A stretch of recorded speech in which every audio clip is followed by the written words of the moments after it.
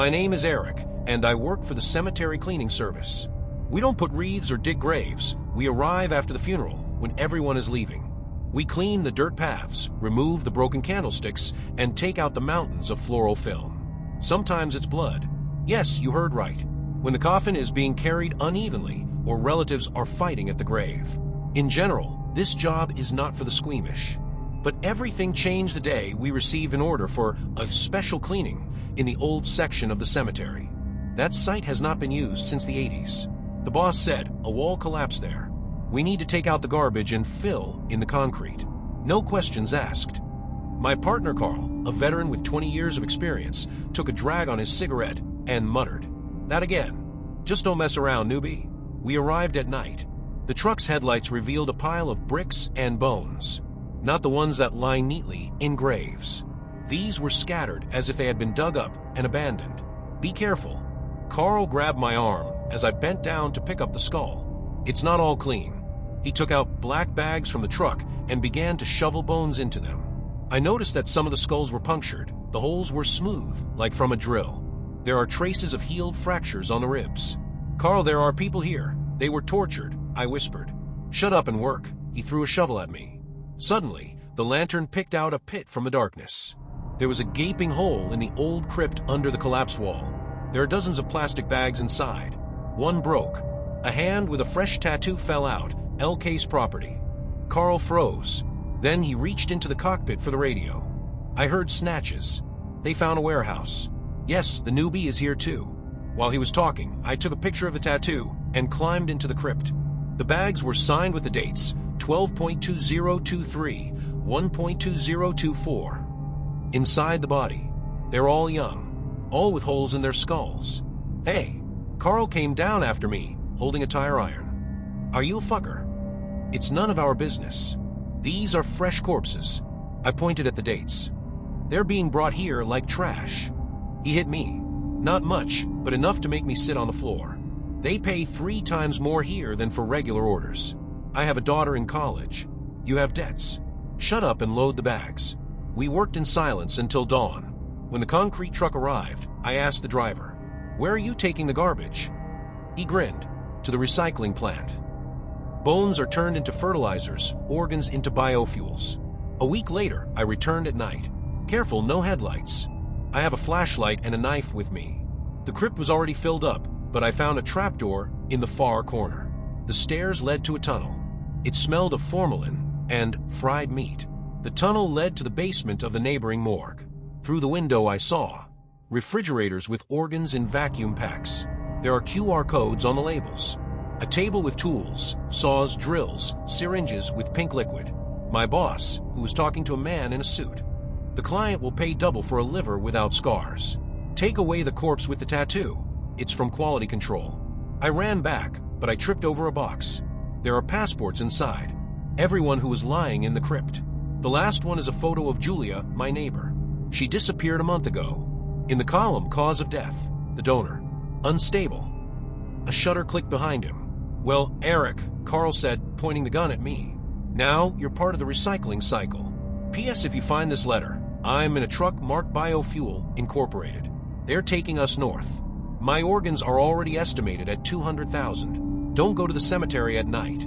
Carl pointed the gun at my chest, his hand shaking, either from anger or fear. I raised my arms, feeling the sweat trickle down my back. It was stuffy in the tunnel, and the smell of formalin hurt my eyes. "Did you think we were just cleaning graves?" He snorted, picking up my knife from the floor. "This is a business. Pure as a tear. A corpse is a resource. Kidneys, liver, cornea. You have no idea how much your bone marrow costs." I took a step back, bumping into a box with passports. Julia looked at me from the photo, smiling. She was killed because of a rare blood type. "Carl, listen to me." I tried to speak calmly, even though my heart was pounding like crazy. "I have a child. 2 years. You know." He hesitated. It was only for a second, but I jumped out of the way, knocking over the crate. The passports scattered. Carl fired. The bullet pierced the pipe above my head. Hot steam scalded his face, and he screamed. I ran through the tunnel, tripping over the trolley rails. Footsteps thundered behind him. The basement window was lit in the morgue, where the boss sold organs. I broke through the door, grabbed a can of alcohol, and threw it at the electrical panel. Sparks, smoke, short-circuit crackle. The sirens deafened everyone. A man in a suit ran out of the office, shouting into the phone. "This is a diversion. Send a team." I ducked under the table as the guards raced to the security panel. An open file was burning on the computer on the table. Shipment number 45. Clients, clinic in Dubai, laboratory in Zurich. I put the flash drive in, downloaded everything. The sirens stopped. The guards began a search. I crawled into the vent, scraping my knees against the metal. He got out in the garage, where trucks with the Biofuel Incorporated logo were loading containers. The driver was smoking by the open trunk. "Hey, newbie." He recognized me. "You're Carl." I hit him on the head with a fire extinguisher and jumped into the cab. The keys were in the lock. The truck took off, crushing the gate. Figures with lanterns flashed in the mirror. They were yelling on the radio. "Block the exits. He's carrying evidence." I turned onto an old forest road. There was something pounding in the back, maybe organs in the refrigerators, or maybe someone else was alive. I stopped only an hour later, in the middle of nowhere. There were more than just organs in the containers. Under a layer of ice are hard drives, documents, even drug samples labeled experimental. One file explained everything. They tested the drugs on volunteers from a morgue. Unsuccessful samples were used for fertilizers. Successful ones went to black clinics. The data stick was my ticket to freedom. But when I called the cops, the attendant chuckled. "Biofuel again? We've already checked. They have a license." Then I posted everything online. Photos of Julia, videos from the crypt, scans of documents. 2 hours later, my account was blocked and my apartment door was broken into. I'm writing this from a truck heading north. They're taking me to the branch. That's what they call the crematoria. But I hid the flash drive in a secret compartment. If you're reading this, look for a black truck with the license plate GH 457. Check the refrigerators and look at the labels. Perhaps your blood is already on their list. If you find Julia, tell her I tried. And check out the cemeteries. There's someone's expired goods under every stone. The truck stalled in the middle of the forest when it ran out of fuel. I got out of the cab, shivering from a cold. There was no wind, but the silence was more oppressive than the screams. The truck was still pounding. I opened the rear doors, armed with a tire iron. The containers were bolted to the floor, but one refrigerator was cracked. There are no organs inside. There was a girl lying there. Her hands and feet are tied, and her mouth is taped shut. The eyes widened in the light of the lantern, alive. I whispered, ripping off the tape. "What's your name?" "Layla." Her voice was hoarse. "They injected me with something. I was supposed to die in the morgue." She pointed to her arm, for marks, bruises. "There's a tattoo on his wrist. Donor 19. "Do you know what they're doing?" I asked, untying the ropes. "They're testing drugs on us. If you survive, the organs will be sold." "No, into the oven." Engines roared from behind. Black SUVs meandered through the trees, pulling out onto a country lane. "Run." Layla grabbed my hand. "I know a path here." We ducked into the woods, leaving the truck as bait. Layla limped me through the windfall. Half an hour later, we came to a dilapidated hut. Inside there is a rusty stove, a table with maps, and a walkie-talkie. "This is a shelter." She turned on her flashlight. There were others hiding here. They haven't been found yet. There were pictures of the missing on the wall. Carl is one of them. Caption, traitor. Liquidated on 3.2024. He wanted to run away with the money. Layla touched the photo. He was found in the river, without a liver. I took out a USB flash drive and connected it to the walkie-talkie. I transferred the files to all the emergency frequencies I could find. Meanwhile, Layla lit a fire and found a first aid kit. "They use drones with thermal imagers," she said, bandaging my arm. "They'll find us before dawn." We decided to go to the highway. Layla knew the path that led to the gas station 10 kilometers away. They walked in silence, listening to every rustle. Suddenly she stopped. "Look at this. There are traces of blood on the snow." They led to a ravine. There was a man in a black jumpsuit lying downstairs. His stomach was ripped open, and he had a pistol in his hand. The guard from a morgue. I turned the body over. His own people killed him. Layla raised her pistol. "Check the clip. They're waiting for us. They're clearing the way." We walked for another hour. The gas station was abandoned, but the lights of a truck could be seen in the distance. Layla recognized the logo. biofueling. This is their transit point. She squeezed my hand. If we get inside, we can change the route. We crept up to the fence. Inside there are 2 trucks, a loader, and people in camouflage. I noticed the boxes with the pharmaceutical company's logo, NeuroCure Limited Experimental. Layla took a pass out of her pocket. I stole it from a doctor. It will only work once that we made our way through the toilet window. It smelled of bleach and blood inside. The monitors in the security room were lit with footage, an operating room where organs were extracted, a laboratory with cells. Layla pointed to the route map. They're taking the next shipment to the port. If you replace the coordinates. Suddenly, the door swung open. The head of the morgue entered with a guard. Well, scavenger, he grinned.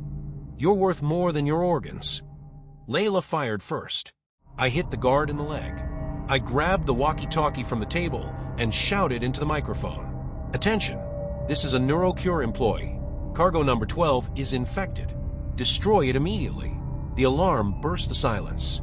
People rushed to the trucks in a panic. We ran out the back door, mingling with the crowd. We're in the woods now.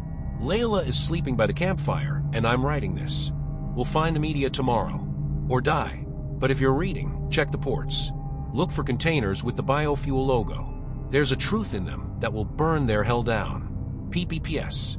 If you see Layla, she likes coffee with cinnamon. And don't trust the morgues. Your death is their commodity. Dawn caught us at the stream. Layla soaked her handkerchief, wiping the blood from my cheek. I didn't even notice how I hurt myself on a branch. Her hands were shaking, but her eyes were burning with stubbornness. There's a farm 3 kilometers from here, she said, checking the map on my phone. There's an internet connection there. We'll post everything at once. Twitter, Reddit, Telegram distribution channels. We walked through the swamp, sinking knee-deep into the icy slush. Every crunch of a branch made me turn around. The shots from the morgue were still ringing in my ears. The farm turned out to be abandoned, rusty tractors, broken windows. But on the second floor, in a room with boarded-up shutters, I found a router. 3G was catching a weak signal. Layla plugged in a USB stick, uploading files to all platforms. Meanwhile, I called the independent editorial office of Golos Pravda. A woman with a hoarse voice replied, "Send the materials. If it's not fake, we'll blow up the broadcast in an hour."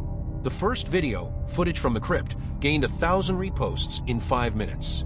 Comments on, "This is my brother. He disappeared last year. Where are the police?" Then accounts started to be banned.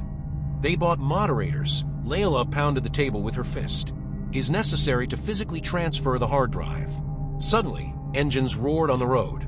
Black jeeps. We jumped out the window while they were banging on the door. They ran towards a forest, hearing behind them. "Shoot at the legs. The client wants whole kidneys." Bullets whistled overhead. Layla stumbled and fell into the bushes. I dragged her along with me until I came across a hunting lodge. Inside there is a shotgun above the fireplace and a walkie-talkie. "I'll stay and distract them." Layla snatched the flash drive from my hand. "Run to the highway. There's a traffic police post 2 kilometers away. No, they love you." "I'm already dead," she pointed at the tattoo. "And you can save others." She ran out, firing her gun into the air. I ran until I heard a pop, 1 shot, then silence.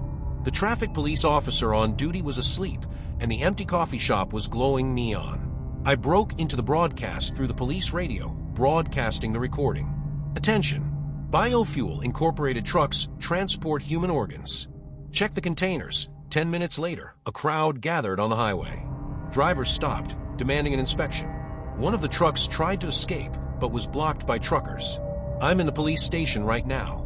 On the table is my application and a USB flash drive. The detective, the one who laughed a month ago, pales as he scrolls through the photo. We'll start an investigation." He doesn't look me in the eye. A crowd is shouting outside the window. They open the container. The bodies are being taken out. Layla was not found, but I know she survived, because I found a note in my pocket. "Thank you. Look for the blue truck." The following days were mixed up in a nightmarish carousel. The police took control of the flash drive and the bodies from the truck, but an hour later, people in suits with the NeuroCure logo appeared on the doorstep of the police station. They took away the evidence boxes, and the detective spread his hands. "There is no proof. Trucks are medical waste. And you." He jabbed a finger at my chest, are paranoid with fantasies. Layla didn't call. I returned to the cemetery like a moth flying to the fire. The boss met me at the gate, grinning with all his teeth. "Eric, we were lost. They thought you died in an accident." He held out an envelope with a photo of my daughter in kindergarten inside. On the back, "Don't play the hero. Your choice is silence or child's coffin." I quit. I moved to a cheap motel and changed my room. But every night, black cars stopped under the window. Sometimes an unknown number rang. Silence, then children's laughter. A week later, I found a blue truck. He was standing in an abandoned parking lot overgrown with weeds. Layla is in the back. She was lying on a mattress, hooked up to an 4. Lively. They switched my tests. She spoke with difficulty, pointing to the bruises from injections. "Now, I am a pure sample." We ran across half the country, changing cars, hiding in trucks with vegetables. All that was left of Layla was a USB flash drive with data and a map of the laboratory in the mountains. That's where they kept the original documents. We made our way at night, bypassing the motion sensors. The laboratory turned out to be a bunker built into the rock. Guards with dogs, cameras every 5 meters. But Layla knew a manhole, a ventilation shaft littered with corpses of defective material. We downloaded everything in the server room, customer lists, test reports, and videos of operations. Layla was crying while looking at the screen. "This is my sister. They killed her for her heart." We posted the data online through anonymous channels. An hour later, the world exploded. The hashtag biofuel genocide was trending in all countries. Protests at clinics, searches in morgues, arrests. But when we returned to the city, Layla was captured. Her photo hung on every corner, dangerous criminal, armed. They were looking for me as an accomplice. Today, I am writing this in the hold of a ship sailing into neutral waters. Layla is out there somewhere in a foreign country under a false name. And I'll be back with new data, with new faces. Because cemeteries are still full of expired goods. And on the shelves of pharmacies are medicines that have been tested on the people you loved. If you find a blue envelope marked 13, don't be afraid to open it. It's true. And remember, death is not the end. For them, this is the beginning of profit. The ship docked at a port where even the air smelled foreign. I went ashore with a fake passport and a USB flash drive sewn into the lining of my jacket. I did not see Layla again. Only once I receive an email without a return address. They change a logo. They're looking for you in the morgues of Asia. I got a job as a longshoreman at the port. He unloaded containers of medicines every day, secretly checking the barcodes. One day, I saw a familiar batch number on the label, NC13, the pink liquid from the crypt. I snuck into the warehouse at night. There were bodies in a container under the refrigerators, all with tattoos, all with holes in their skulls. One of them is a girl about 6 years old. In her hand was clutched a paper crane with the inscription, "Daddy, it hurts me." I took everything on video and sent it to Golos Pravda. An hour later, a stranger called me. "Give the flash drive to the courier at the anchor bar, or the girl from your old kindergarten will disappear." I'm here. The courier turned out to be Carl. His face was disfigured by burns, but his eyes were still the same, dead. "I'm sorry," he croaked, holding out his hand. They took the grandson. I handed over the flash drive, but he hid the real one in the crane. The next day, the NeuroCure warehouse exploded. The news said, terrorist attack. But I knew they were covering their tracks. Layla was found in the river without kidneys. There's a note in her coat pocket, their BioLife now. Stop them. I'm sitting in the basement right now, typing this. I have cancer, a gift from experimental drugs. But I managed to upload everything to the network. Every file, every photo. There's a knock on the door. I know it's them. But when you read this, check the first aid kits and ask how many lives your pill is worth. If you find a crane, it leads to the truth. And if not, your doctor may have already bought your liver.